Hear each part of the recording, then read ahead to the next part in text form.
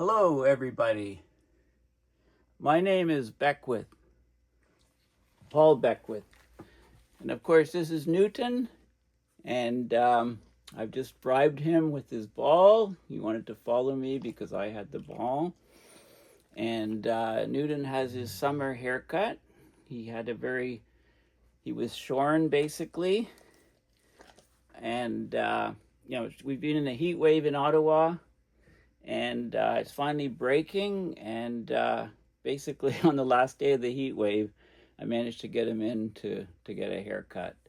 I'll have to start doing it myself. I tried, but you need special clippers because his hair is so thick. So anyway, he's kind of chilling. You want your ball? Okay, go get it. So what I want to talk about is a comprehensive report which just came out. It's a yearly report. It's put out by the American Meteorological Society, AMS, and it's in their publication BAMS, the Bulletin of the American Meteorological Society, and it's an extensive document. It's called State of the Climate in 2024, and it covers all aspects of the climate, even many aspects that you or I wouldn't really think too much about. It's a 527-page document, and it just came out yesterday, August 14th, 2025. So this video is mainly to give you kind of an overview, talk about some of the details in the report, but clearly I haven't had a chance to read the whole thing. It just came out yesterday, but I have gone through quite a bit of it, skimmed parts of it, and I can do more comprehensive videos on specific sections of it. But I wanted to introduce you to the report. It's open source. You can download it yourself. Stop this video frequently if you like and have a look at different sections. And I'll try to give you a sort of good overview of what is in the report. So that's what the intention is. So buckle down. This might be a lengthy video. Some people watch it at 1.5 times speed. Okay, so this is the American Meteorological Society website, and International State of the Climate Report confirms record high greenhouse gases, record high global temperatures, global sea level, ocean heat. Okay, so all these things set records in 2024. Glaciers lost the most ice of any year on record. So this is an international review of the world's climate. Like I said, it's published in BAMS, a Bulletin of the American Meteorological Society. 589 scientists contributed. They're based in 58 different countries. So it's truly an international review, an international report. And they argue that it's the most comprehensive annual update on Earth's climate. And so it is an annual scientific landmark. I mean, I agree with their proclamations. And some of the findings, notable findings, the greenhouse gas concentrations are the highest on record. CO2, methane, and nitrous oxide. Earth's major atmospheric greenhouse gases once again reached record high concentrations in 2024. So CO2, globally average CO2 was 422.8 parts per million. That's a 52% increase over a pre-industrial level of 278. The annual growth rate of the CO2 from 2023 to 2024 was 3.4 parts per million. So this ties a record high. It went up this amount also in 2015-16. And that's the highest single year rise in the record since the data was first started being taken in the 60s. In the early 60s, it was rising about 0.6 parts per million per year. Then from 2011 to 2020, it rose 2.4 ppm per year. And like I said, in 2024, it was up 3.4. So a cosmic leap upwards in the rate of CO2 rise. Record temperatures were notable around the globe. A new annual global surface temperature record was set for the second year in a row. So 2023, 2024, extremely warm years. Not explained too easily by mainstream science, but explained by James Hansen. Make sure you see my James Hansen video recently. And they talk about these are meteorologists, so they talk about climate normals. So the 1991 to 2020 is a 30-year period.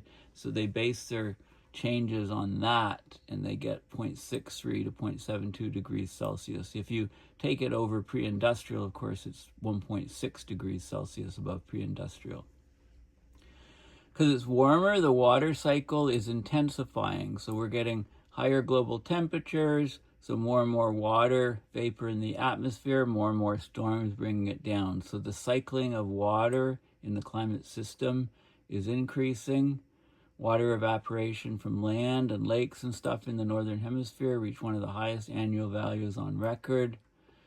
Global atmosphere contained the largest amount of water vapor on record. So the specific humidity is getting larger and larger and larger because temperatures are rising. Air can hold more water vapor, so the relative humidity is not necessarily rising. And we're getting, with all that water vapor in the atmosphere, we're getting record torrential rain events. They talk about the United Arab Emirates, Dubai, April of last year, 9.8 inches or 250 millimeters of rain in 24 hours. 250 millimeters, that's 3 times the annual average, and that was all in the space of one day. And there was an El Nino affecting the beginning of 2024. They talk about that. Ocean heat and global sea level were the highest on record. So there's more and more water, more and more heat going into the global oceans, right? Over the past 50 years, the oceans have stored more than 90% of the excess energy. So global warming is really primarily ocean warming. The global ocean heat content measured from the ocean surface to 2,000 meters depth continued to increase, new record highs. So it's not just the sea surface temperature, it's down through the water column to 2 kilometers underneath the ocean. And these warming oceans cause expansion that contributes a large chunk to sea level rise each year. And melt from ice. So the warming ocean expansion contributed 1.5 millimeter to the rise per year since 2005 of sea level. Melt from ice sheets and glaciers contributed slightly higher than that, 2.1 millimeters per year. Near record warmth in the Arctic. Arctic had its second warmest year in the 125-year record. They talked about summer heat waves in the Arctic, and they talk about how it's crunching the sea ice and also causing record lows or near record lows in snow cover in the Arctic. And Antarctic saw continued low sea ice. Glaciers around the world continued to melt. All 58 global reference glaciers across 5 continents lost mass in 2024. That's the greatest average ice loss in the 55-year record, and the year before was also a record. Those are the only 2 years where all 58 reference glaciers lost ice. And then they talk about the tropics and cyclone activity, and then it narrows down to some significant anomalies and events just in 2024 compared to other years.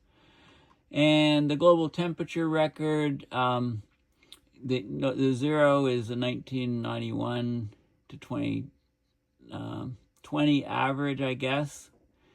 So this is Celsius, Fahrenheit, Celsius. So 0.6 here, add it to about the baseline here, 1850 to 1900 is about here, maybe that's about -1. So that's -1 plus, so 1 plus 0.6, that's a 1.6. So this is, so both 2024, 2023, about 1.6 Celsius over the pre-industrial level, and So that's higher than the 1.5 Celsius guard band, of course, from the climate conferences. Okay, so this is the links to these websites are in the description. And then if you click on download the PDF, that's actually the PDF of the summary for State of the Climate. Okay, so, and this is, well, it brings you to another website, and you can see some of the past reports. So every year, one of these comprehensive reports comes out. They seem to be getting larger and larger in length, and they're very, very comprehensive documents. So it's well worth getting familiar with these documents. And then you can get the full report. Well, then you can, if you click on that PDF, you get a PDF, you get a 4-page summary of the report. So I've talked about some of these things already. They give you details on the report and links to the full climate report. So it's the 35th annual, mentions the 589 scientists, 58 countries. So it is a very important scientific document. The work in it is all peer-reviewed. It's many, many countries, many, many scientists around the world that are contributing. And they talk about some of the highlights, which I've mentioned some already. Okay, so that's a 4-page document. And then we can go to the full document, 527 pages. Clearly, my video, I could do a video for 4 hours and talk about it in great detail, but I don't know how many people would want to watch. So I'm going to do sort of a high-level summary and point you out to various things. So 527-page report, State of the Climate in 2024. And let's just go down to, this is the table of contents, what it talks about. So there's an intro elaborating on that 4-page PDF I just showed you. Then it goes into global climate, what's happening overall and the big picture. Then looks at the oceans. It looks at the tropics, the Arctic, Antarctic, and the Southern Ocean. And then regional climates, like North America has a section on Canada, US, Mexico, Europe, of course, Australia, Asia, South America, all different regional climates. So you can look at your region of the world in that section. Okay, so they talked about some of the highlights here, but I've already mentioned some of them. So it goes into more detail. So we can have a quick look, because the key thing in this section, well, I think I've talked about these. I'm not going to go into and talk about them more, but it gives more details on sort of the highlights of the year, like number of cyclones, temperatures, records being set. Okay, so it's just a couple pages, so that's worth reading. And then we'll go down to, there's a whole bunch of references and author lists and stuff. And then we come to State of the Climate, the introduction, and fittingly it shows the Mauna Kea station in Hawaii, where it's got a continuous CO2 record going back to, I think, 1958 or something. And it's very important that we keep this thing going. It's under threat for the first time in its existence, in this case from the U.S. government. Right, it might be closed down. Okay, so let's go down to some of the details. So this is the 35th issuance of the annual assessment known as State of the Climate, published since 1996 in the Bulletin. And what I want to show you, okay, so there's this map again of significant things in 2024, but then this is key. This is very, very important. Good summary of the overall state of the global climate. So the time scale here is 1950 to present day. In this first column, 1960 in the second, 1980 in the third. So let's have a look. So this is the polar stratospheric ozone in the northern hemisphere, right? There's quite a bit of variability. So there is sometimes an ozone hole in the northern hemisphere over the Arctic, but there's quite a bit of variability. This is Dobson units or absorption of ultraviolet, mostly from the ozone. Okay, so this is up in the stratosphere over the Arctic, and then you have southern hemisphere ozone, and you can see that there's been a significant ozone hole over the Antarctic, as you're aware of. There is some variation of the level, but it's not getting systematically worse. It seems to have stabilized and have a lot of variability over its present levels. Then, of course, you get global surface temperature, and this is relative to 1991, 2020. So you take the average, that's why it's zeroed here.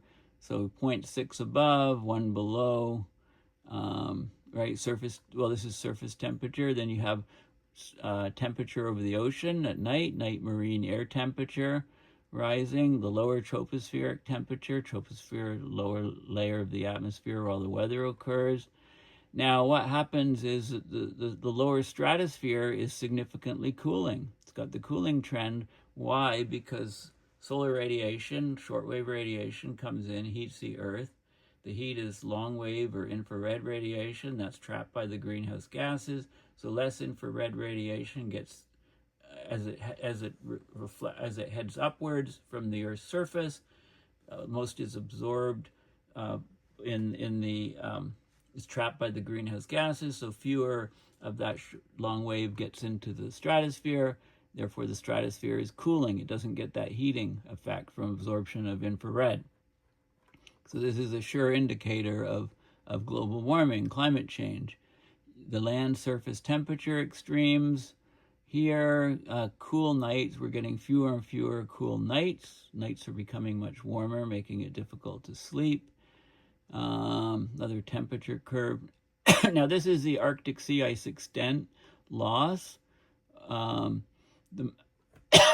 maximum Arctic sea ice extent is the solid red line. The minimum is the dotted, and there is fluctuation. We thought it was going to vanish here, it's setting minimum, so it's going down. Of course, if the AMOC shuts down, this will reverse quickly. There's a typo here, unfortunately. This is the Antarctic sea ice extent. So it was increasing about 1.5% per decade to 2015, dropped off a cliff, and it's continuing to do that. The Antarctic sea ice, again, typo. Glaciers are rapidly, loss of glaciers. The mass balance is accelerating negatively, right? Glaciers are disappearing. Northern hemisphere snow cover extent. This is very important for the albedo in the Arctic, and it's not talked about that much. Big dip here. It's also heading down, but not. There is variability. It seems to flatten for a while here. And then northern hemisphere lake ice duration. So how long, the number of days that we have ice on the northern hemisphere lakes is actually dropping. It's dropped about up to 20 days, less days of ice, some more open water in the northern hemisphere lakes. And then back over here, this is transmission at Mauna Loa. So these are big volcanoes, put a lot of ash and aerosols in the atmosphere and blocked light. Detected at Mauna Loa, where the CO2 measurements are being made and other greenhouse gas measurements are made. And you can see this is El Chichen, this is Pinatubo, big, huge drops in transmission from, the 93% level or so to 85% level. So big impact of the aerosols. The lower stratosphere water vapor is trending upwards over time, getting more moist. This continues. It could be very detrimental if it gets up into the higher stratosphere to ozone. The cloud area fraction, this is very significant. This is from I think it's about 1980s or something. It was like 72%, the cloud area fraction, and it's reduced. It's down, it's about 68%. So we're getting less area of the sky in clouds, which reflect sunlight. shortwave radiation, cool the Earth. So fewer clouds, and James Hansen goes into great detail about the lack of aerosols and cloud condensation nuclei, reducing. So the clouds we're having fewer and fewer clouds. This is a huge problem for the warming. It also leads to much lower reflectivity or albedo of the Earth, which I've talked about. This is the total column water vapor. It's the amount of water vapor taking a column of air from the surface up high, and you can see there's more and more water, in the atmosphere. Warmer atmosphere can hold more water. Every 1 degree Celsius increase in warming can hold 7% more water vapor by the Clausius-Clapeyron equation. You can see that trend here. This is total column water vapor over the ocean, right? Warmer ocean, more evaporation, more water vapor. So the humidity is higher over the planet. This is the upper troposphere humidity. There is fluctuation in the upper atmosphere, but this is a specific humidity. It's the actual amount of water in the air over the land and over the ocean. So there's higher and higher specific humidity, more and more water in the air. Now the relative humidity, warmer air can hold more water vapor, so the capacity of the air to hold water is higher. So even though there's more and more, the specific humidity is rising, the temperature effect is dominating, so the relative humidity was dropping and starting to trend up here. This is over the land and oceans. Humid heat extremes. How many days have humid heat extremes? It divides it up into the 90th percentile, 10%. So these are humid days, the red line, more and more humid days, fewer and fewer really dry days. Okay, and it's spiked up noticeably in the last few years. So it's not your imagination that things are more humid, you're sweating more. Precipitation over the land, big variability, decreased here, came back up. Over the ocean, similar thing. So there is a lot of variability with the precipitation.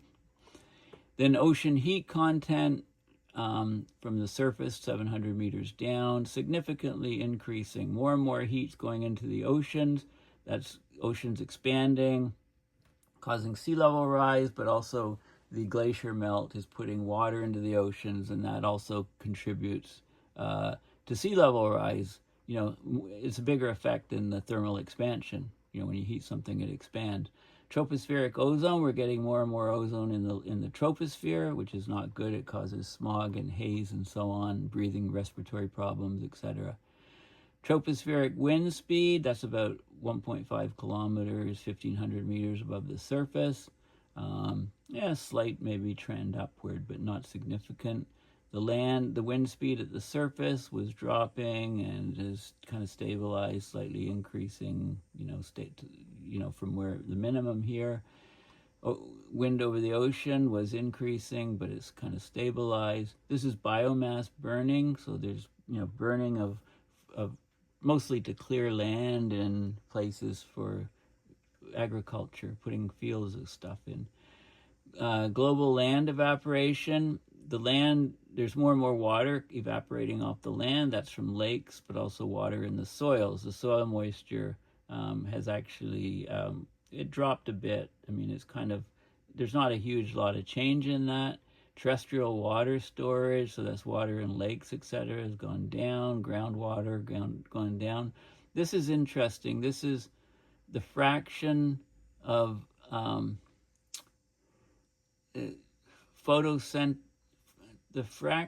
this is basically sunlight's coming into the earth. There's certain wavelengths that plants love. So this is the fraction of available photosynthetically active radiation or something. It's the fraction, it's the amount of, it's light that's very important for plant growth. Okay, so the radiation coming down, there's more and more that's available for plant growth, so that the plants have been proliferating. Like I've noticed an increase in Ottawa in the number of weeds, the number of invasive species, etc. This is in the spring when there's sufficient precipitation. Of course, now there's been lots of mortality of surface vegetation, etc., because we've been in a massive drought and there's more and more fires and things. fraction of available photosynthetically active radiation. So it's an important parameter. Land surface albedo, the land is getting darker. Okay, that's this solid line. That's to visible radiation from the sun, and then the shortwave radiation is the short end, the shorter wavelengths, and the infrared is not so much change there. So the overall albedo of the planet is decreasing, and the land is as well, but it's not.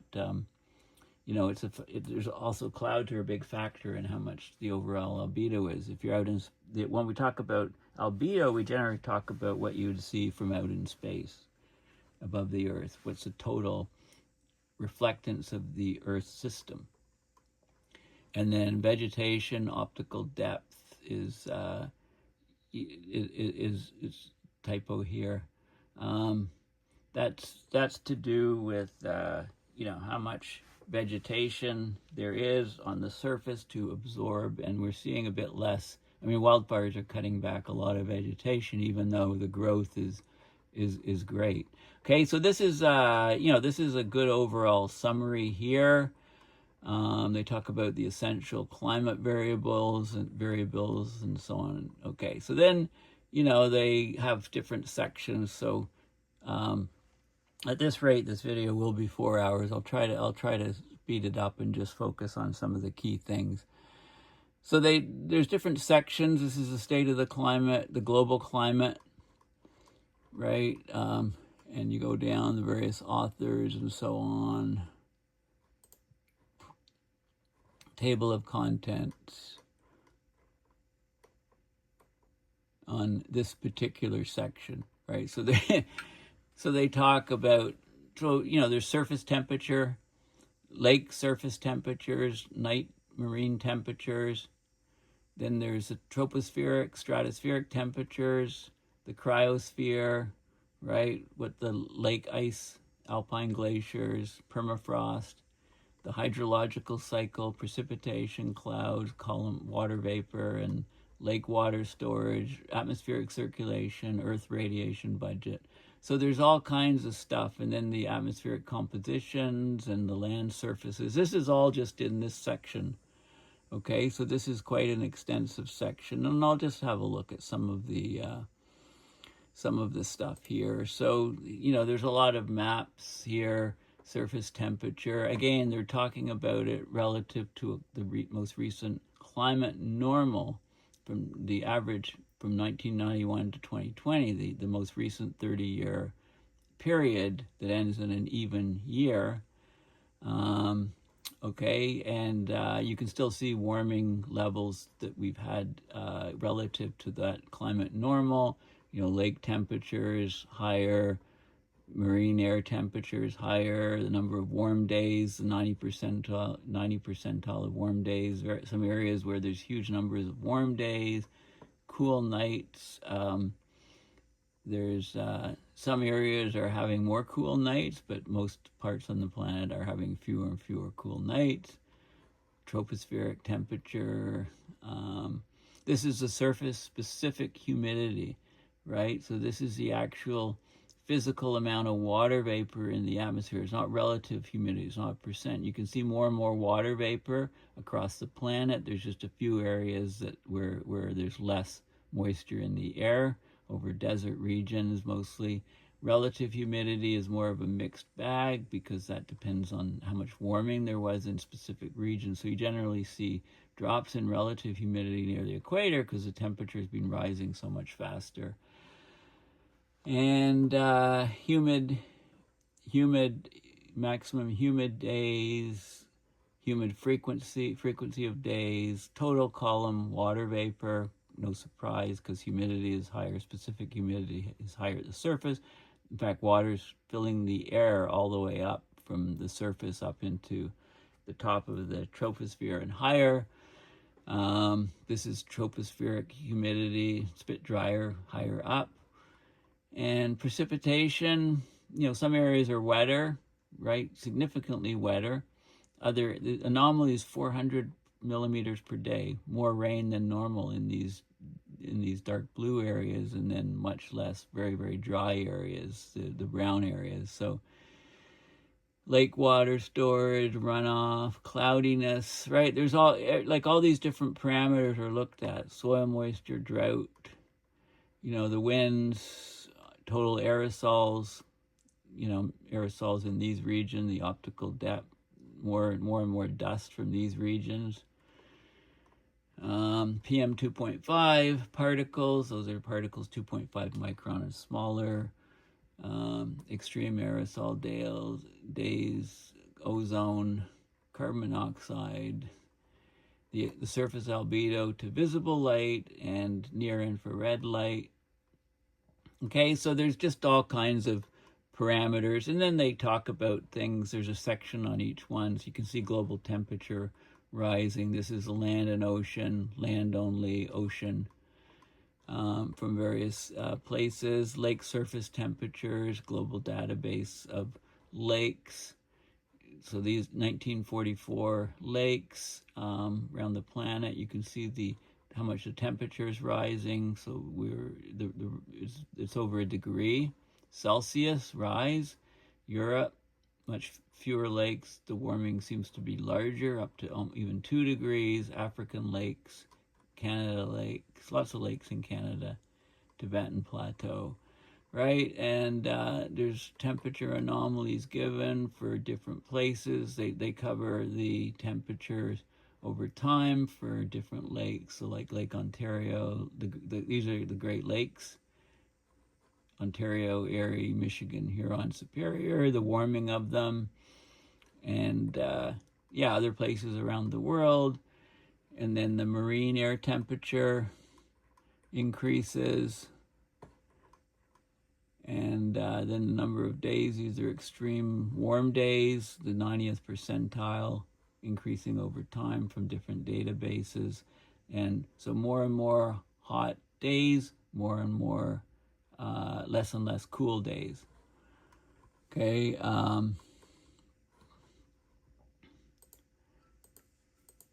Right, so there's just loads and loads of data here. This is interesting. They're looking at super extreme land surface temperature hotspots. So in this section, evidence suggests that the fraction of land that is becoming uninhabitable due to extreme heat will also increase with global warming. So it's not just extreme heat, but extreme humidity. Okay, so they tried to look at, areas where the heat is so extreme, they will become uninhabitable if they're not.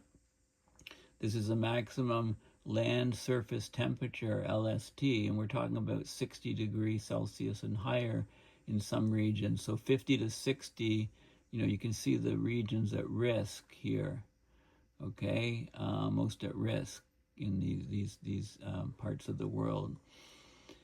And different trends and thresholds and stuff. So they look at that. They look at troposphere temperature up through the troposphere, and then they look at stratospheric temperature. And I mentioned that the temperature up in the stratosphere has been dropping, right? So these are the curves. This is 1980 to present, and you can see the anomaly in the stratosphere.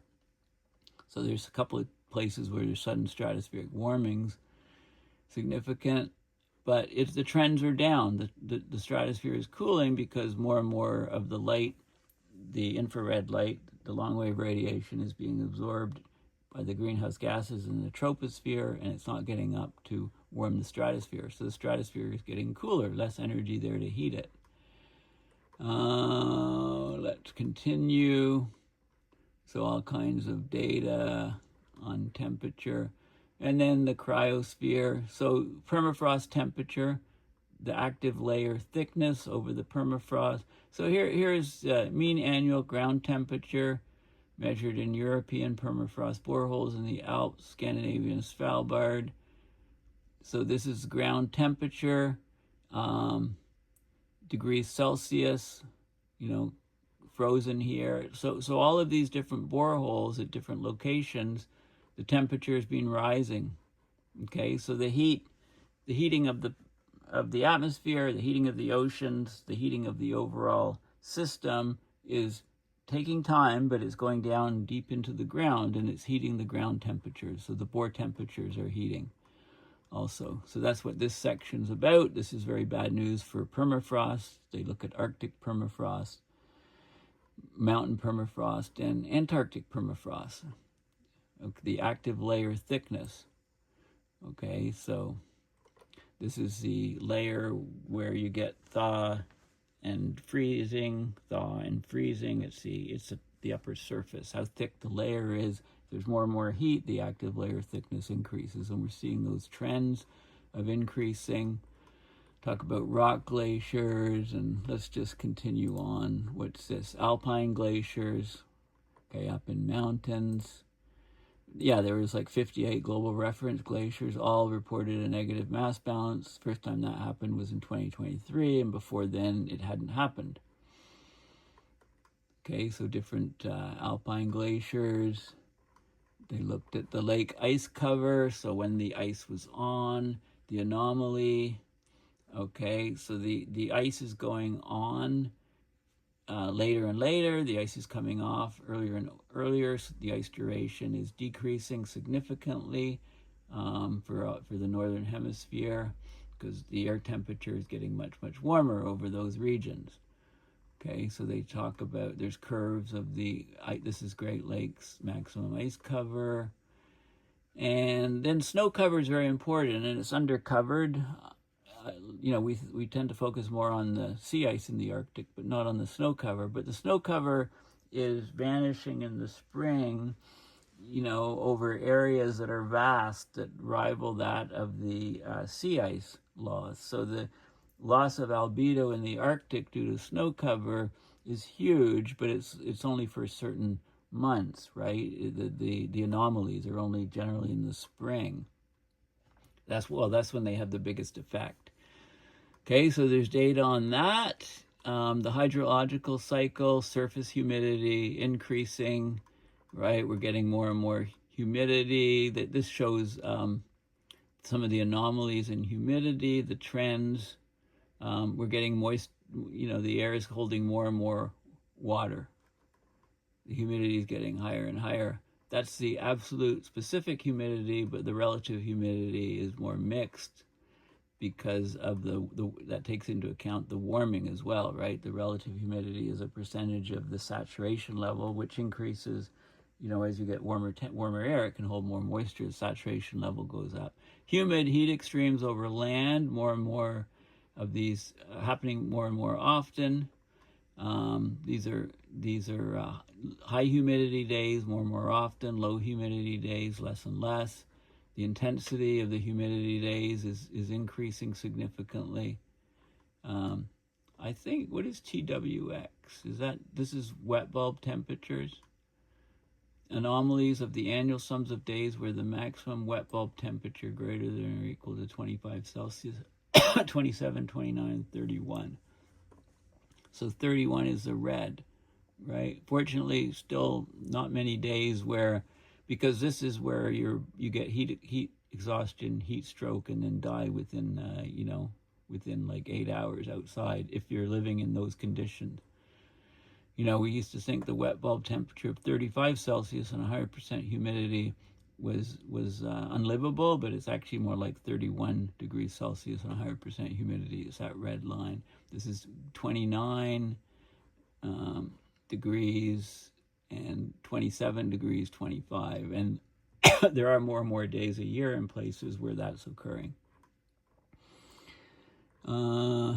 This was the regions where you can get these wet bulb temperatures, where you basically can't be outside work outside, because the sweat does not cool you down. The sweat on your skin doesn't evaporate when there's 100% humidity in the air around you. Total column water vapor, and let's move on here. Land surface precipitation events. I talked about how we're getting more and more extreme precipitation events, so they talk about different precipitation totals. And global annual mean cloud area fraction. Okay, this is where we go from about 72.5% down to about 68.5%. This is very, very serious because it means the Earth is darkening. The albedo of the Earth is increasing. Therefore, we get more solar radiation absorbed. Daily ranges of cloud cover fraction and so on. There's lots of details. And then the hydrological cycle, storage of water in lakes, on land, river discharges and runoff, right? They cover all different aspects. There's loads of data, and it's all referenced to peer-reviewed papers. Groundwater and terrestrial water storage, so water in groundwater, reservoirs and also terrestrial water storage would be water in the soils, water on lakes, etc. Okay, soil moisture, specific sections on, right? Drought, monitoring drought, how drought is actually on an uptick in the world. Okay, a lot of fluctuation. This is the most extreme severe drought, but it's significantly increasing since 2020 around the world. And then severe drought also significantly increasing, and moderate drought. So droughts of all types are significantly increasing around the world since 2020. Things are just accelerating and taking off. Land evaporation, which of course dries out the soils, atmospheric circulation, and we'll just keep going here. What is next? Oh, there's some lightning studies here. I did a paper on a record-long lightning flash, but these are regions. There's some new novel lightning flash densities. So we've got satellites to detect lightning from space, and there's some new information from some new satellites, detectors on lightning around the world, which does indicate, where the storms are, etc. Okay, the Earth radiation budget, outgoing long-wave radiation, reflected shortwave radiation, how it's changing. These are anomalies over the planet. The transmission of Mauna Loa, I showed you this curve at the beginning. El Chichen, big drop here. Pinatubo, big drop. So volcanoes put all this ash up into the atmosphere. And this is what we see in 2024. Okay, then there's the greenhouse gases. So long-lived greenhouse gases, of course, this is very important.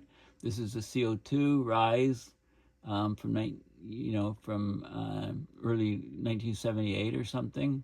The growth rate, ppm per year. We set a record here. This in 2024, which matched the record in 2015, 2016. What's that? 3.24, it looks like 3.6 parts per million per year, record high. In general, it's about 2.4. From 2010 onward, it's about 2.4 or something. And back in when the records were first being taken in the 60s, late 50s, 60s, it was like 0.6 ppm per year. So we're getting huge amounts. Forest fires are contributing to that. This is the methane level over time. Pause here, but then it continued back up.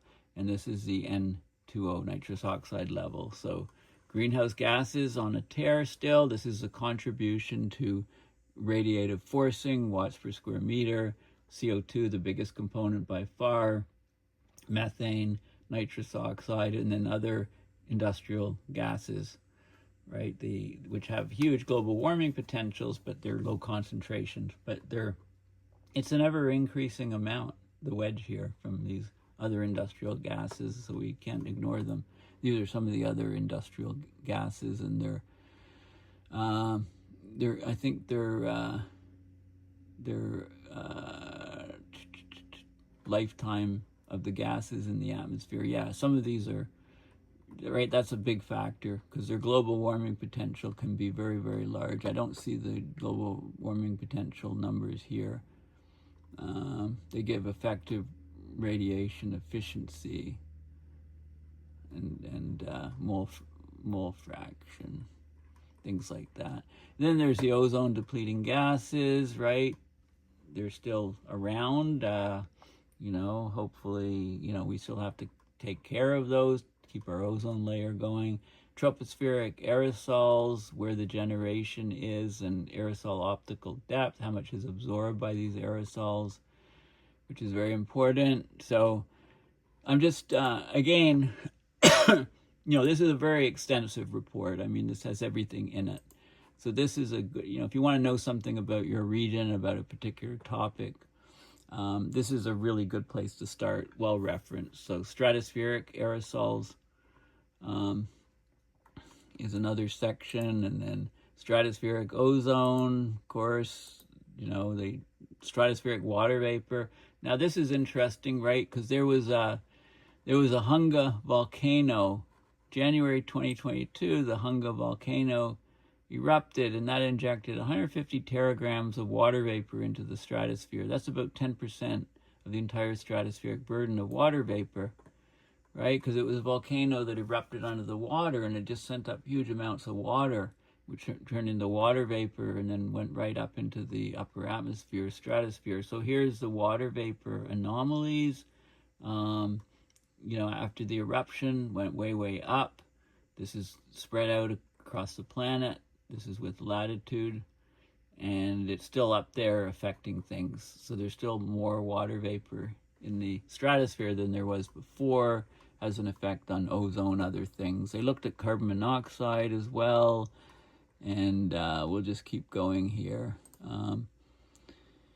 Short-lived climate forcers. Those are some of the other ones. The CO2, not CO2, not methane, not nitrous oxide, but the other ones. The surface albedo changes and properties to different visible wavelengths, near infrared, so heat, shortwave, things like that. So lots of details, specific details about, it just continues on. Let's just have a look at a few more things here. They talk about, this is fires, I believe. Biomass burning. Yeah, so they talk about wildfires in terms of biomass burning, globally, and then fire activity, how much carbon's being put up into the atmosphere, et cetera, et cetera. So in different regions, of course, Canada had record wildfires a couple of years ago, 2023. 2024 was also bad, but not as bad, and 2025 is getting pretty crazy as well. I think just following 2023. Okay, so then there's a section, I'll just keep moving on a bit quicker here, just to let you know what else is in the report. These are all appendices, I believe, and then there's a section, of course, on global oceans, very important. Okay, so some of the things to do with global oceans, let's just have a look at some of the data quickly. Right, a whole table of contents on global oceans, sea surface temperatures, heat waves in the water, marine heat waves, cold spells, temperature trends, salinity, fluxes of heat, winds, surface currents, Pacific, Indian, Atlantic Ocean, the AMOC, there's sections on the AMOC, global ocean phytoplankton, the carbon cycle, right? So there's loads of data on the oceans, sea surface temperatures, just some of the data, the warming areas here, sea surface temperature anomaly. This is in 2024 relative to the climatology.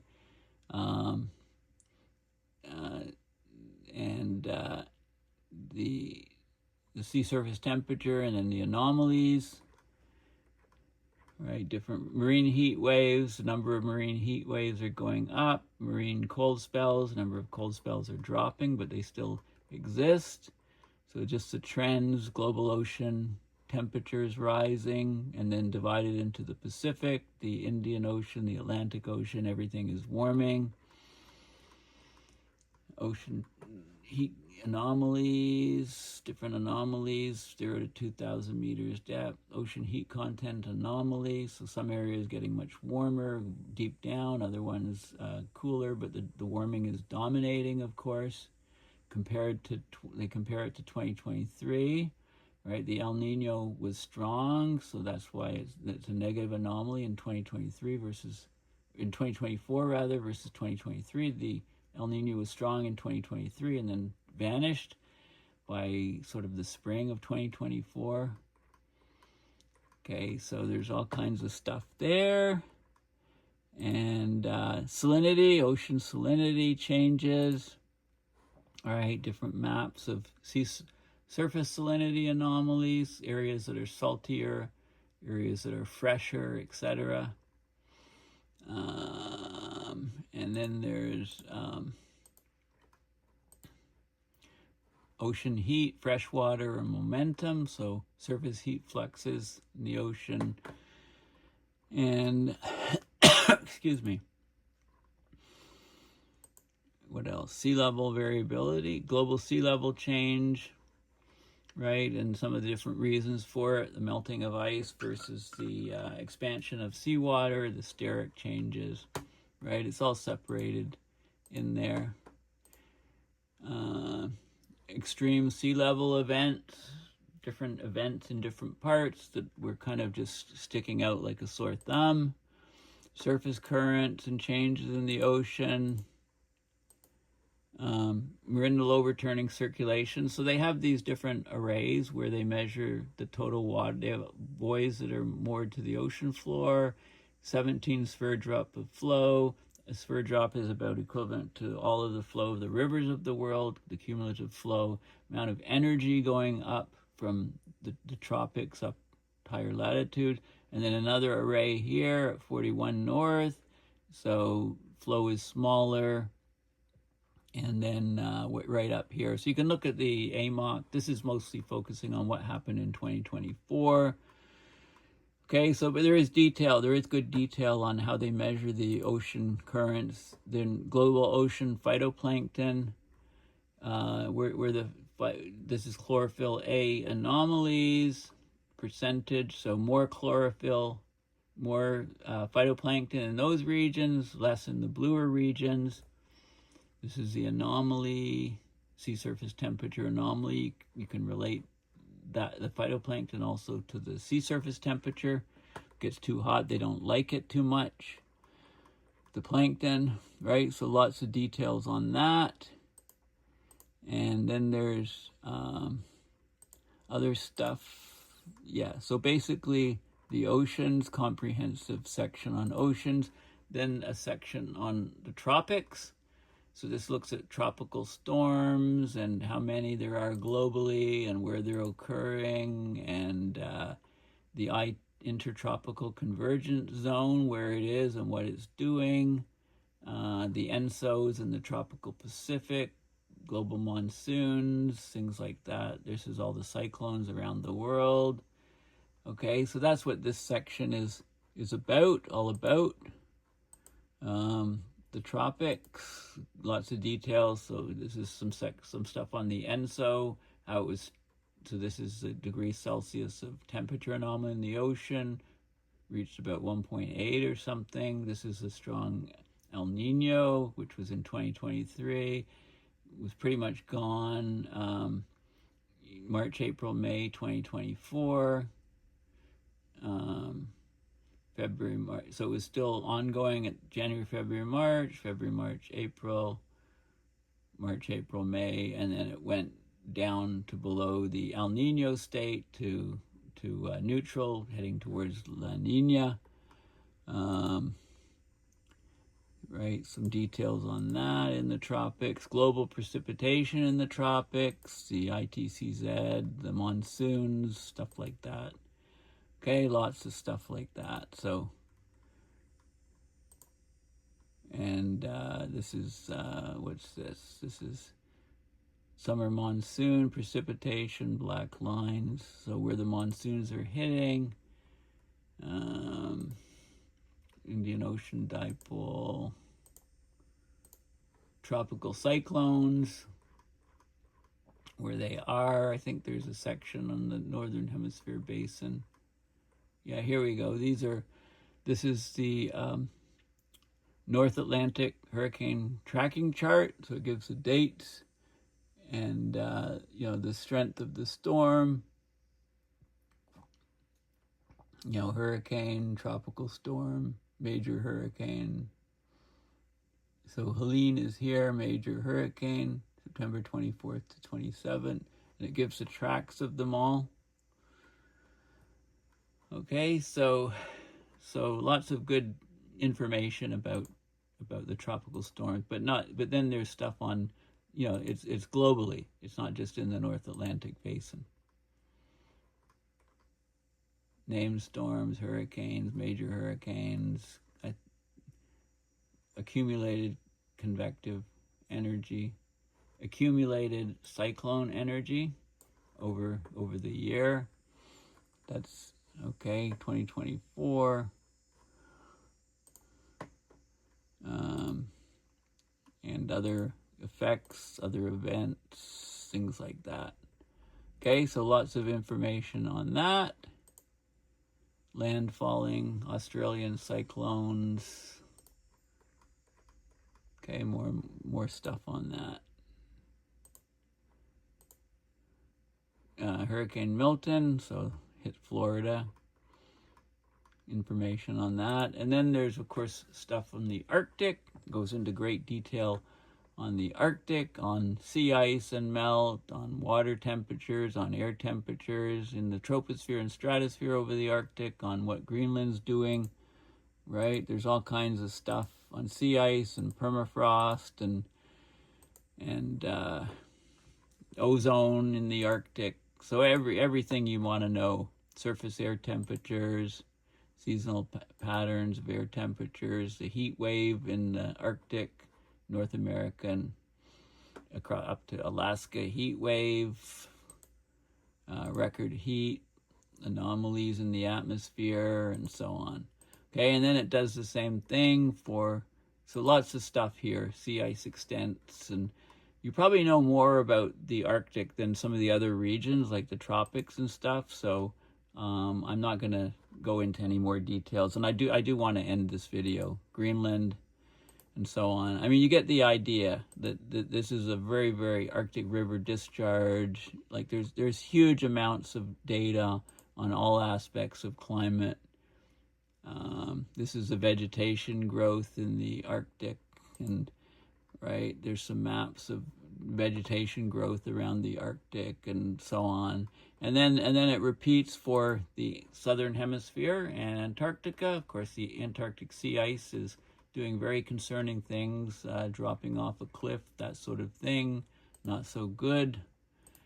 You know, they talk about Southern Ocean warming, ozone holes, atmospheric circulation around Antarctica.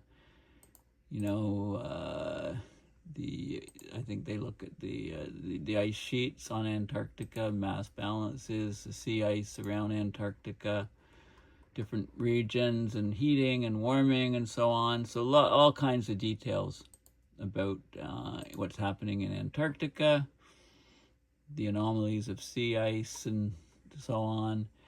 And then in the last section, state of the climate, talk about regional climates.